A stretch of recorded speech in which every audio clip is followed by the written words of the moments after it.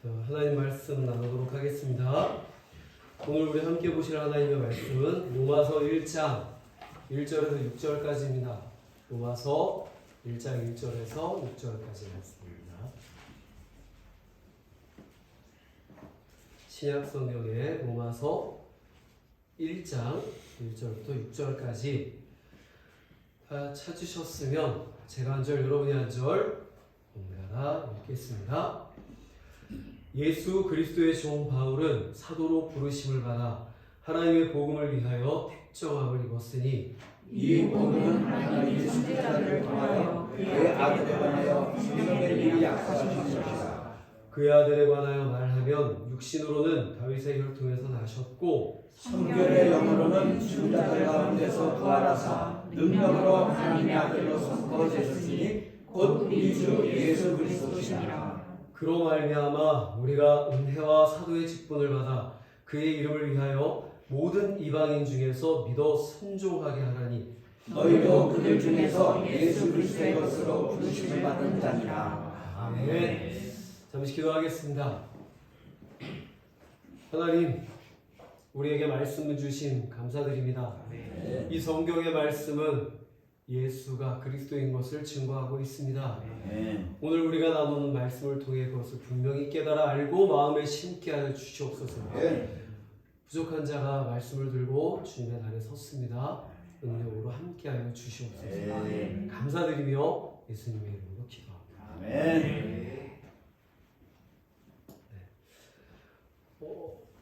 여러분이 매주마다 이제 들으시는 설교는 설교학을 배울 때 크게 세 가지로 나눕니다. 주회 혹은 주석 설교가 있고요. 그리고 강해 설교가 있고요. 주제 설교가 있어요. 큰 틀에서 이렇게 세 개로 나눕니다. 주회 주석 설교는 단어 하나, 구절 하나를 기술적으로 분석하고 문법적으로 분석해가면서 살펴보는 설교고요. 강해 설교는 그 본문이 어떤 맥락에서 나온 것이며 어떤 배경을 갖고 있는지를 파악하는 게 되게 중요해요. 그래서 단어보다는 전체적인 틀에서 이 말씀을 왜 하셨나 이걸 말하거든요. 그게 강해 설교고, 주제 설교는 사랑이나 헌신이나 헌금이나 용서 이런 특정한 주제를 정해놓고 그것에 맞는 말씀을 설교를 하는 걸 주제 설교라고 해요. 근데 오늘은 좀 주제 설교에 가까운 강의를 한번 해볼까 합니다. 그렇다는 얘기는 듣기가 편하다는 얘기예요. 네. 유치부, 초등학생, 중학교, 고등학생 이런 학생들한테는 주제 설교가 제일 쉬워요. 딱 하나 정해놓고 이거야 라고 해주는 게 편하거든요. 오늘은 그래서 좀 무겁지 않게 가벼운 마음으로 나눠볼까 합니다. 먼저 질문을 좀 드릴게요. 이 패션에 관심 있는 분 있는가 모르겠는데 제가 보기에는 우리 아버지가 패션에 제일 관심 많으시죠. 자, 패션하면 떠오르는 장소 중심지가 어디일까요? 제가 이걸 아내한테 물어봤거든요. 이태리? 네. 패션하면 떠오르는 데는 파리죠. 프랑스 파리. 이탈리아 밀라노도 떠오르긴 하는데 사람들에게 물어보면 대다수의 사람은 어리석은 사람 빼고는 대다수의 사람은 파리를 얘기할 거예요.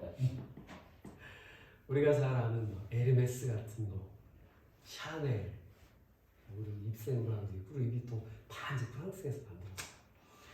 자, 그럼 하나만 더 물어볼게요. 여자분들 굉장히 좋아하는 자꾸 반짝이는 거, 다이아몬드의 중심지 혹시 어딘지 아십니까? 요건 좀 어려워요. 생산지가 아프리카. 생산지가. 그걸 수탈에다가 돈을 벌어먹는 나라는 벨기에 안트워프라는 동네예요. 한때 많을 때는 한 80%까지 전 세계 거래량의 80%가 이 안트워프에서 거래가 됐고요. 지금도 한 50%는 거기서 다 돌아가요. 정작 아프리카 사람들은 그거를 돌멩이로 알고 있었고 지금도 껴보지도 못하는데 다 벨기에로 붙여서 전 세계로 퍼져나갑니다. 드비어스라고 하는 그 다이아몬드 보석 회사가 있어요. 그 회사 문구 되게 오래되긴 했는데 혹시 기억하세요? 다이아몬드는 영원히. 네, 다이아몬드는 영원히. 자, 이 중심지라고 하는 거, 중심이라고 하는 건 어디에 있건 간에 주목받는 위치입니다. 네. 막 흩어져 있다가도 헤쳐 모여! 그러면은 딱 보고 글로 헤쳐 모이는 거예요. 네. 군대 가가지고 아니면 군대를 예를 들어보죠. 막 뺑뺑이를 돌려요. 막 여기저기 연병장에 흩어져 있다 헤쳐 모여! 가운데를 딱 연단을 중심으로 쫙 일렬로 헤쳐 모이거든요. 거기가 중심이니까 그래요. 네. 그래서 오늘 말씀의 제목이기도 하고, 네. 오늘 성경의 주제이기도 하고 가장 중요한 질문을 여러분께 드려볼 거예요. 오늘 아까 말씀에 근거하시면 돼요. 성경의 중심은 무엇일까요? 좀 더 쉽게. 성경의 중심은 누구일까요? 예수 그리스도. 예수 그리스도. 창세기부터 요한계시록까지 많은 내용들이 있고 다 그걸 흩어놓지만 가운데로 모으다 보면 성경의 중심에는 예수 그리스도가 있어요. 그래서 오늘 바울이 그걸 얘기해 주고자 이 로마서를 기록을 한 거예요. 자, 성경은 매우 방대한 책입니다. 여러분이 이 조그만 책 한 권으로 들고 다녀서 잘 못 느끼시겠지만 원래는 이게 어마어마하게 많은 분량의 책이에요. 한 사람이 다 소장하는 것도 왕이나 귀족 정도 아니면 쉽지 않은 그런 정도의 내용의 분량의 책들입니다. 구약의 39, 신약의 27, 총 66권인데 우리가 가지고 있는 성경, 정경이라고 하는 성경만 66권이고 카톨릭에는 여기 7권이 더 있어요. 카톨릭에는 7권이 더 있어서 73권이고 이거 말고 외경이라고 하는 게 또 있어요. 성경, 정경이라고 하는 걸 확립할 때 여러 가지 사본들이 더 있었는데 이거는 이 시대에 쓰여진 이 배경을 갖고 쓰여진 성경은 책은 맞는데 여기에 들어가기엔 내용이 맞지 않아 하고 빼놓은 것들만 한 15권이 돼요. 15권이 있고요. 그리스 정교회, 동방 정교회, 러시아 정교회 이쪽에는 거의 100권에 가까워요. 거기서 있는 책은. 근데 그 중에 하나님의 말씀 나머지 다 빼놓고 이것이 하나님의 말씀이다 라고 해서 정해놓은 기준이 뭐냐? 메시아예요. 네. 주님의 역사가 그 결론이 어디로 가는가? 네. 그게 내용이 담겨 있는가? 그걸 보고 이 성경을 확립을 했습니다. 자, 창세기부터 요한계시록까지 기록하는 데 걸린 시간이 얼마인지 혹시 아세요? 1600년입니다. 1600년. 저자는요. 약 40명이에요. 이렇게 어마어마하게 긴 시간과 많은 사람이 이 성경을 기록을 했으면 각각 말하고자 하는 것이나 주제가 이게 달라져도 이상할 게 하나도 없어요. 사람만 봐도 몇 년 전에 자기가 얘기한 거하고 지금 자기가 얘기하는 거하고 말이 앞뒤가 다르거든요. 달라져요. 상황에 따라 달라져요. 네. 그런 거 우리가 정치권에서 많이 보잖아요. 1600년 전에 모세가 처음 붓을 들어 하나님의 감동으로 태초에 하나님이 천지를 창조하시니라 그거를 딱 쓰는 순간부터 요한계시록의 사도 요한이 마지막 한 글자 점을 딱 찍는 순간까지 한 번도 성경은 그 중심 주제가 바뀐 적이 없어요. 네. 뭐냐? 오실 예수님, 오신 예수님, 다시 오실 예수님. 정확하게는 구세주, 우리의 구원자에 대해서 말씀을 하고 있습니다. 그게 성경이 담고 있는 얘기예요. 성경 전체가 마치 한 사람이 짧은 시간에 몰두해서 쓴 것처럼 세상을 구원하시려고 하는 하나님의 구원 계획을 한 채 오차 없이 싹 써내려가고 있습니다. 여러분 여기서 제일 나이 적은 사람 누구예요? 준모 보고 지금 학교 와가지고 중학생, 고등학생 있는 학교 가서 걔네들하고 대화를 하라고 해보세요. 준모도 말한 통에 뛰어나올 거예요. 얘네들이 도대체 무슨 말 하는지 한 10년만 지나도 도대체 무슨 말을 하는 건지 왜 이런 말을 쓰는 건지 이해도 못하고 방향도 못 잡아요.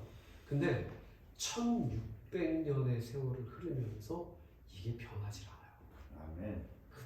그대로 한 가지. 오직 하나님께서 우리를 구원할 그 메시아, 구원자를 보내시고 그를 보내셨고 다시 보내실 것이다. 그분이 예수 그리스도다. 성경이 그것을 기록을 하고 있습니다. 근데 어떤 사람들은 얘기를 해요. 성경이 역사를 다룬 책이다. 틀린 말은 아니에요. 왜냐하면 성경에 애국, 아수르, 그리고 바벨론, 페르시아, 그리고 그리스, 헬라, 로마 세계사에 등장하는 이 대제국들이 전부 다 이스라엘하고 엮여 있어요. 다 성경 안에 등장을 해요. 뭐 역사책이라고 봐도 무방하죠.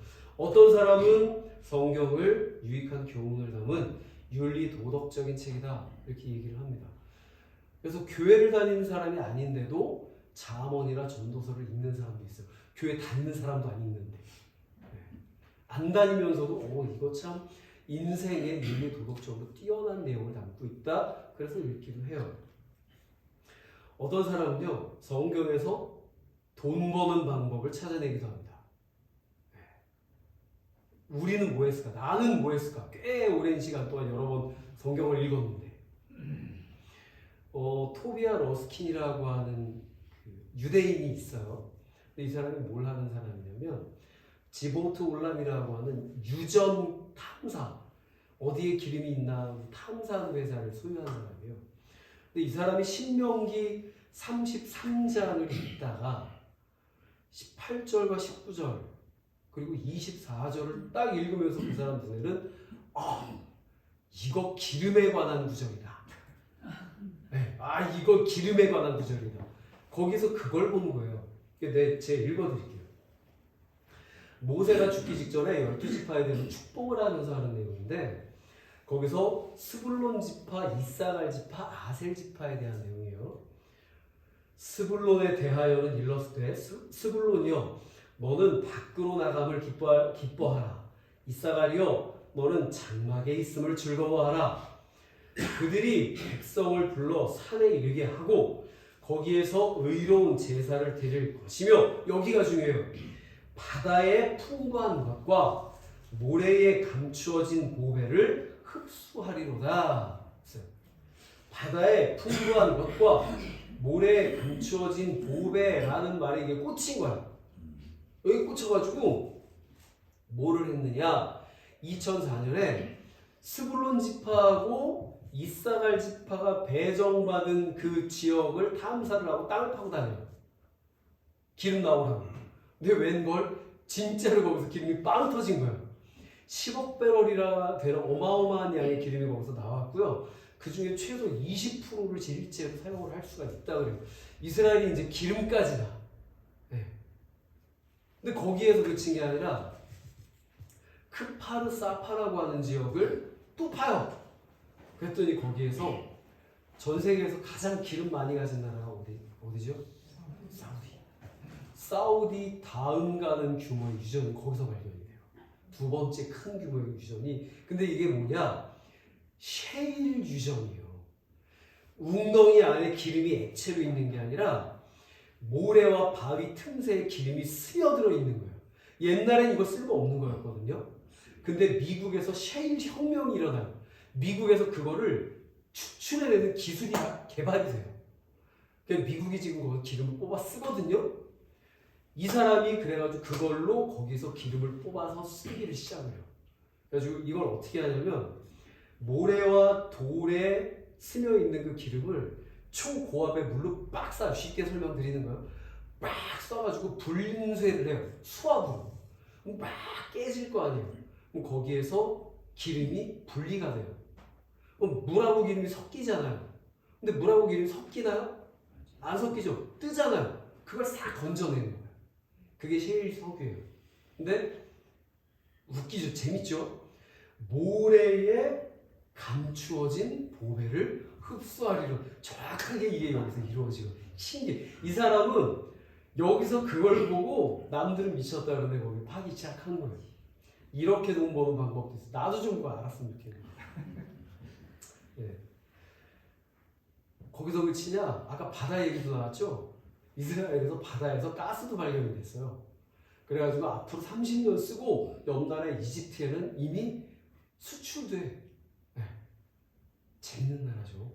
하나님이 그 옆에 중동 지역에다가만 축복하고 중동 지역에서 무슬림들이 알라가 우리에게 축복하셨다 그랬는데 웬걸 이스라엘인데 니네는 없지? 다 있어.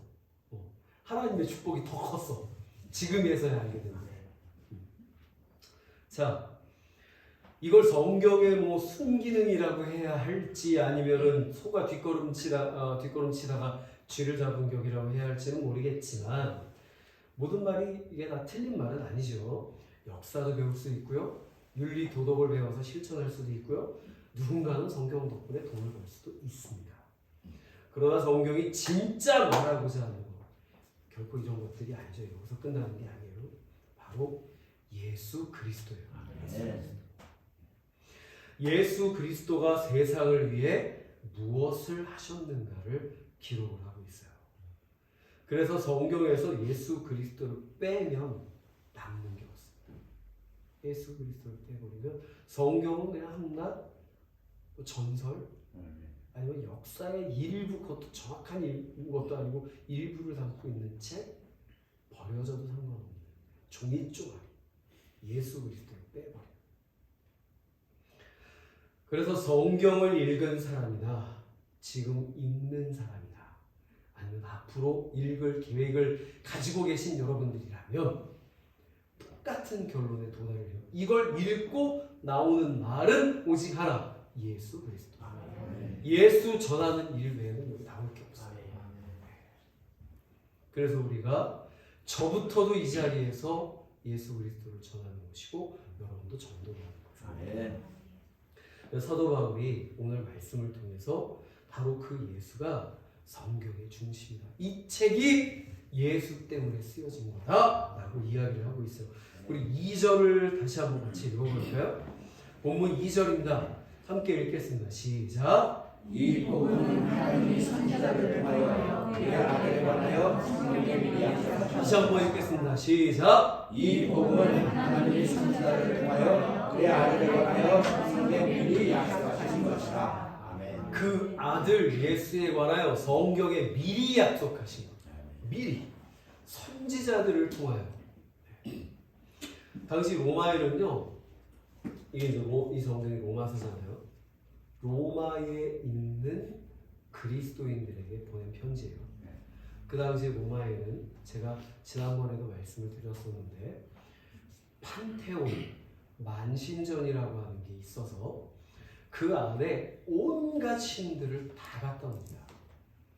온갖 신들의 조각상 우상들을 다 모셔다 놓고 로마의 신도 갖다 놓고 자기들이 지배한 식민지의 신들도 갖다 놓고 우리는 너희를 존중하는 나라다. 너희도 우리를 존중해서 우리의 지배를 통치를 잘 받아들이고 우리도 너희를 인정할 테니 잘 살아보자. 다 갖다 모아놓고 여기도 저라고 저기도 저라고. 그게 만신전이에요. 로마 사람들이 유다 지역도 이스라엘도 지배를 합니다. 그리고 니네 신도 여기다 갖다 와. 우리가 같이 섬겨줄게. 근데 하나님은 형체도 없으시고 형상도 없으시고 어떠한 조각상도 만든 일이 없어요. 갖다 놓을 게 없습니다. 갖다 놓을 게 없어서 못 갖다 놓은 게 아니라 이스라엘 사람들이 극렬하게 반대를 하죠. 절대 우리는 그걸 인정할 수 없다. 인정할 수 없다. 그곳에서는 하나님이 그저 여러 신들 중에 하나로 치부될 뿐이에요. 하나님도 신들 중에 하나로 치부되는데 예수님, 사람의 몸을 입고 이 땅에 오신 예수님은 신으로 취급을 해주겠습니까? 안 하죠. 잘해봐야 뭐 어떤 제사장이나 선지자 중에 하나 정도겠죠. 예. 그래서 바울이 로마 교회를 향해서 하나님과 그 아들 예수 그리스도에 대해서 거기에 갖다 놓을 그런 신이 아니라 오직 유일하신 하나님이시고 오직 유일하신 구세주 예수이시다. 이걸 정확하게 짚기 위해서 로마서를 기록을 했습니다. 그리고 바울과 바나바가 그 전도 여행을 할 때 비시디아 안디옥이라고 하는 지방에 전도를 하러 들어간 적이 있어요. 근데 이 사람도 유대인이잖아요. 우리가 주일날 어디를 가면 자신이 우리가 다니는 교회에서 예배는 드리지 못할지라도 그 동네에 있는 교회라도 예배를 드리러 갑니다. 근데 바울도 그랬어요. 회당에 예배를 드리러 갔습니다. 바울과 바나바가. 이 회당 예배라는 게 우리처럼 형식이 있어요. 회당 예배가 신명기 6장 4절에서 9절이라고 하는 이스라엘 그 유대인들이 가장 중요하게 여기는 이 쉐마라고 하는 구절을 암송을 해요. 이 낭독을 해요. 그리고 율법서와 예언서를 낭독을 하고요. 그 다음에 설교나 권면의 말씀이 있다면 그걸 해요. 그리고 축복의 기도 순서로 진행이 돼요. 뭐 우리랑 여기 크게 차이가 나지는 않습니다. 그래서 당시에 예배 순서상 이 권면의 말씀을 할 차례가 됐을 때 회당장이 갑자기 저기 앉아있는 바울에게 혹시 설교 한 말씀 해줄 수 있는지 사람을 보내서 물어봐요. 네. 당시 예배 중에 이 설교나 권면의 말씀을 담당할 사람을 회당장이 정할 수 있었어요. 회당장이 그 자리에 앉아있는 랍비나 아니면 방문한 사람 중에 권위 있는 사람이 있으면 그 사람에게 그 시간을 부탁을 드리는 거예요. 외부 강사 초빙하는 거예요. 즉석으로. 그 사람들은 워낙에 박식한 사람이니까 거기에 다 통달한 사람이라 나와서 그 내용들을 쭉 이야기를 하고 들어가요. 근데 이 회당장도 바울을 알고 있었던 것 같아요. 미리 알고 있었던 것 같아요. 가말리엘의 문화생이고 구약에 박식한 사람이고 유대인의 유대인. 바울이 와서 앉아있는데 이 사람을 보내서 가서 한번 물어봐라. 근데 이걸 굉장히 공손하게 물어봐요.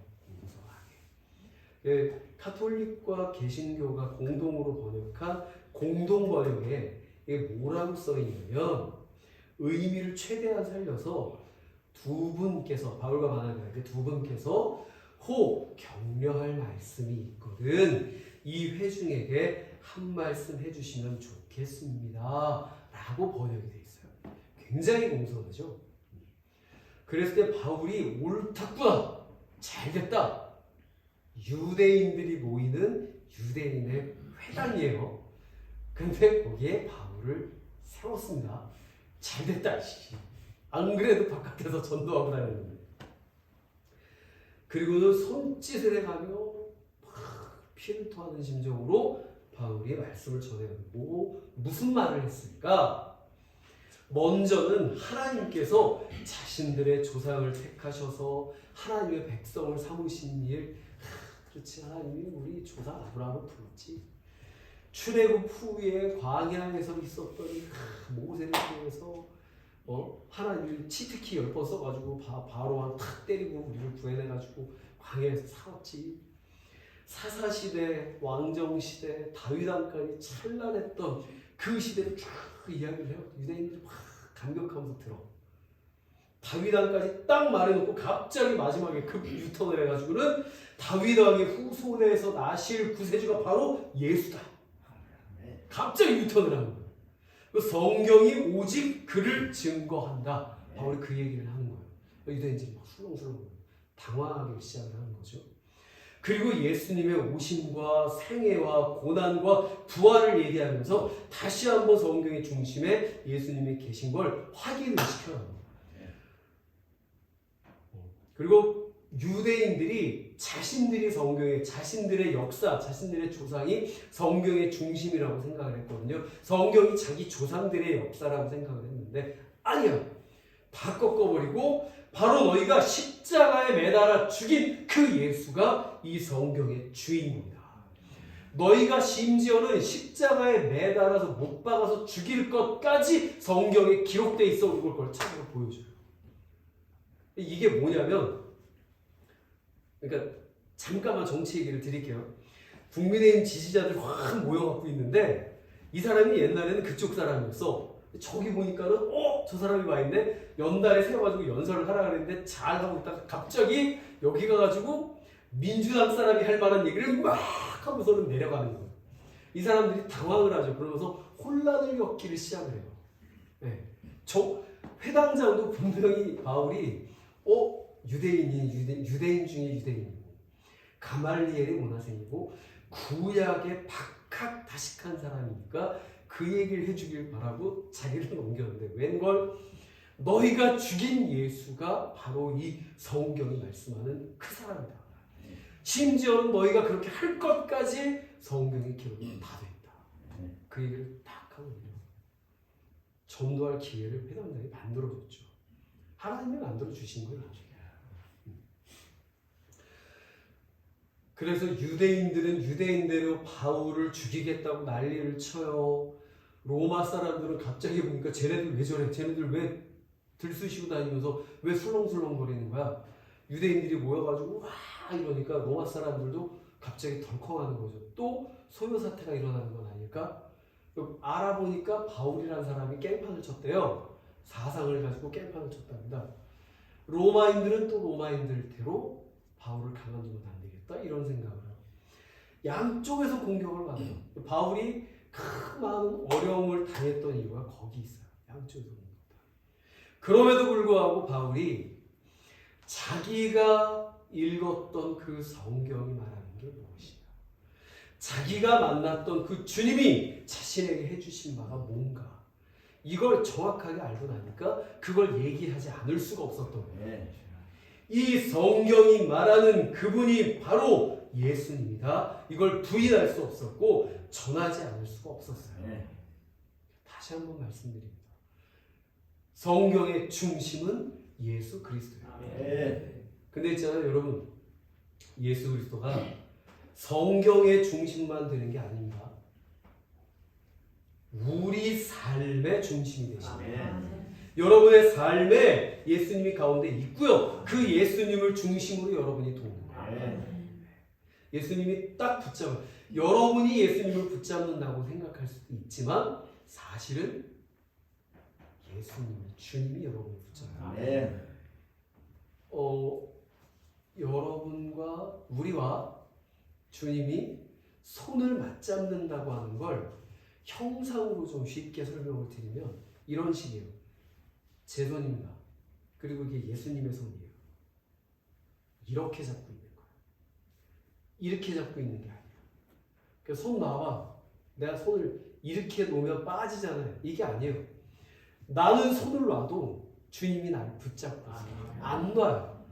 그래서 내가 벗어나고 싶어도 벗어날 수 없고 주님이 잡았어요. 주님의 택하신 백성이에요. 그리고 내가 엎어져요. 성경이 그래요.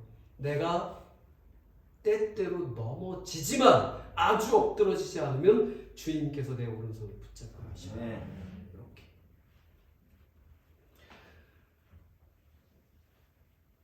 우리가 사는 이 지구가 태양계라고 하는 행성의 모임 안에 속해 있습니다. 태양이 중심에 있고요. 수금지화, 목토, 천해, 명은 탈락했고 다시 붙는다는 얘기도 있지만 이 여러 행성들이 태양을 중심으로 빙글빙글 돌고 있어요. 신기하게 태양과 달, 지구 사이에 수금지와 목토, 천해명 이 사이에 끈도 없고 아무것도 없어요. 다만 우리가 알고 있는 건 인력, 만류 인력이라는 게 있다는 건 알아요. 근데 이게 눈에 안 보여. 어떻게 작용하는지도 몰라요. 그게 있다는 것만 알아. 근데 그게 붙잡고 있어요.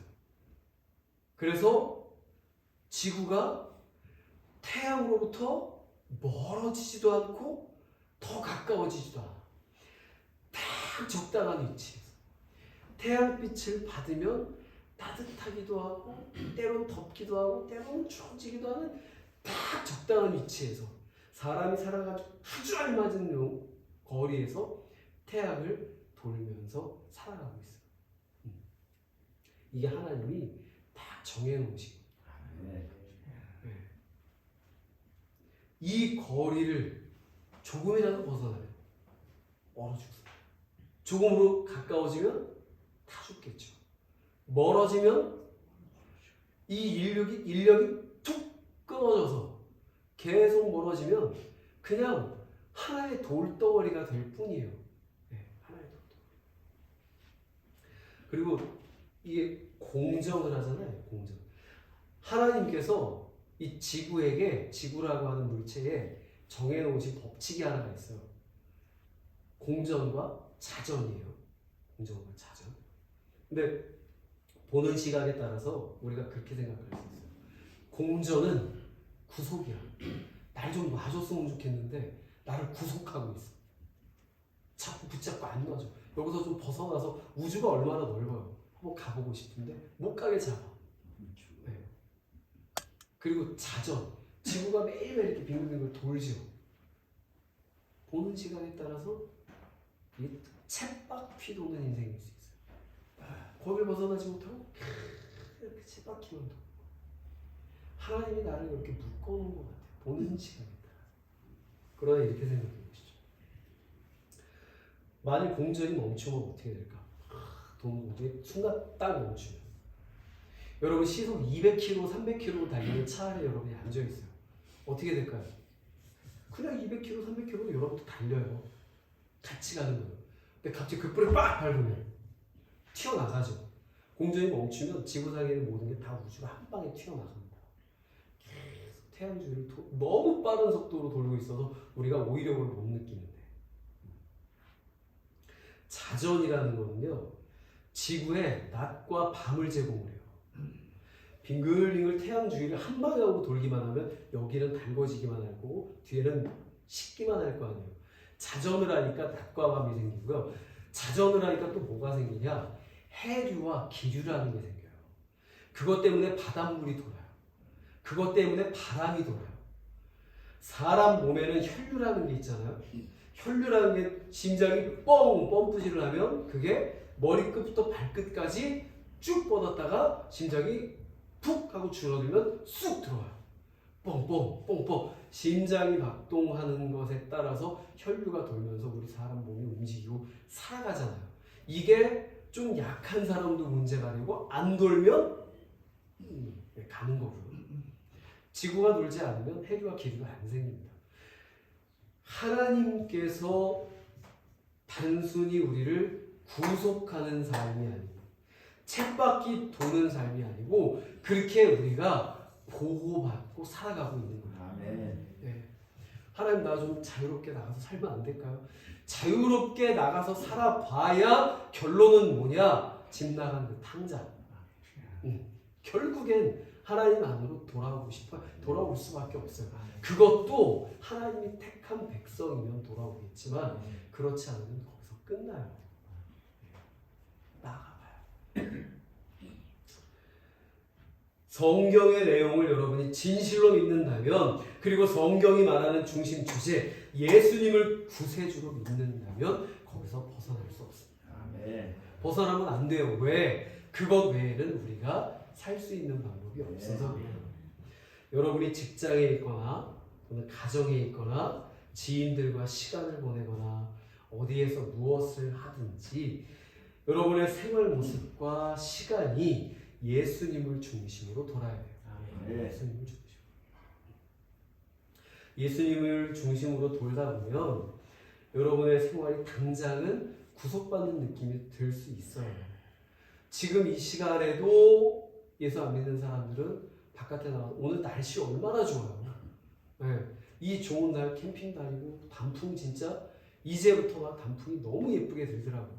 단풍 구경 가서 와 좋다 맛있는 거 먹고 내려오고 신나게 놀 건데 우리는 여기 이러고 예배를 드리고 있네.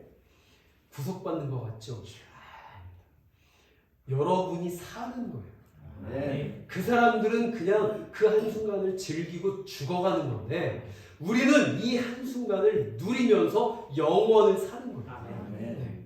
그 사실을 여러분 확실히 믿으시기 바랍니다. 진정으로 여러분이 예수님을 체험한 후에는 절대 여기서 벗어나고 싶어지지 않아요. 진짜 은혜 받은 사람은 조금 은혜가 식잖아요. 내가 은혜가 식은 것 같아요. 그러면 예전에 받았던 그 은혜, 그 사랑이 그리워서 다시 내가 열심을 내서 네. 내가 돌아가게 돼 있어요. 그것 때문에 내가 조금 손해 보는 것 같아도 아이고 내가 은혜를 잃어버리면 안 되지. 그리고 손해를 봐요. 왜? 주님이 주신 그 은혜를 잃어버리는 게 나한테는 더 큰 일이야. 네. 근데 내가 이 일을 하면 돈을 벌 수 있어. 근데 하지 말아야지. 왜? 이걸 하느라 내가 주님과 멀어지면 그게 나한테는 더 큰 손해야. 그게 예수를 중심으로 돌아가는 인생입니다. 수많은 사람들이 자기 중심으로 살다가 예수님을 만난 후에 예수님 중심의 삶을 살게 되어 복받은 사람이죠. 주님이 택한 사람이에요. 그러면 주님 한 분만으로 나는 만족해. 이런 찬양이 괜히 나온 게 아닙니다. 그리고 내 일생 소원이 내 구주 예수를 더욱 사랑, 더욱 사랑. 이런 찬양을 하게 되는 거예요. 이런 찬양을 우리가 그저 부르기만 하는 게 아니라 실제 체험하는, 실제 경험하는 여러분들 되시길 부탁을 드립니다. 그런 경험은 선택적인 게 아니에요. 여러분이 필수적인 것이에요. 필수적인 것. 꼭 여러분에게 그런 경험들, 그런 체험이 있기를 주님의 이름으로 축원합니다. 예수님께서 중심이 되는 삶을 살기 위해 애쓰고 힘쓰는 여러분, 성도 여러분, 그리고 중심을 벗어나지 않기 위해 애쓰는 그런 성도 여러분들이 되기를 주님의 이름으로 축원합니다. 기도하겠습니다. 주님, 내 삶의 중심이 되어 주시옵소서. 주 예수 그리스도를 우리 삶의 중심으로 박아놓고 모셔놓고 우리가 그 주님을 바라보며 주님만 바라보며 주님을 향해 한 걸음 한 걸음 나아갈 수 있게 하여 주시옵소서. 좌고우면하지 않고 좌지우지되지 아니하고 오직 좁은 이 천국 가는 길을 열심을 다해 걸어갈 수 있도록 하나님 우리를 붙잡아 주시옵소서. 주님만이 나의 삶의 중심이 되어 주시옵소서. 다른 모든 많은 것들이 우리 눈에 들어오고 우리 생각을 복잡하게 할지라도 거기서 그것으로 향해서 주님을 떠나지 아니하고 오직 주님만 붙잡고 모든 유혹 다 이기고 시험 깨트리고 서 있게 주님 도와주시옵소서. 오직 그 안에서 주님만이 내 일생 소원되고 주님 사랑하는 것이 내 일생 소원됨을 고백하는 우리가 되게 하여 주시옵소서. 감사드리며 예수님의 이름으로 기도합니다.